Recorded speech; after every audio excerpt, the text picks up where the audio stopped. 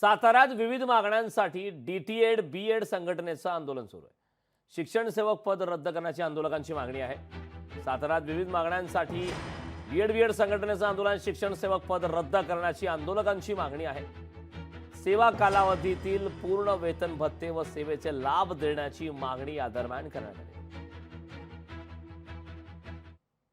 शिक्षण सेवक कालावधी रद्द करण्यात यावा यासाठी माननीय शरदचंद्रजी पवार साहेबांची आम्ही भेट घेतलेली आहे। राज्यामध्ये जवळपास 15,000 शिक्षण सेवक लागलेले आहेत आणि अन्यायकारक आणि काळा कायदा असणारा शिक्षण सेवक फक्त महाराष्ट्रामध्ये लागू आहे, तो रद्द व्हावा अशी भावना सर्व शिक्षण सेवकामध्ये आहे। पवित्र आम्ही शिक्षण सेवक असल्यामुळं 24 तारखेनंतर जे आमचे पालक लोक आंदोलन या ठिकाणी सातारा जिल्ह्यामध्ये राज्यस्तरीय आंदोलन करत आहे, त्यांना पाठिंबा म्हणून आम्ही काळ्या फिती लावून त्या ठिकाणी काम करणार आणि रात्रीच्या वेळेस जे शिक्षण सेवक जवळपास आहेत ते सर्व त्या ठिकाणी मुक्कामाला आम्ही तिथे येणार।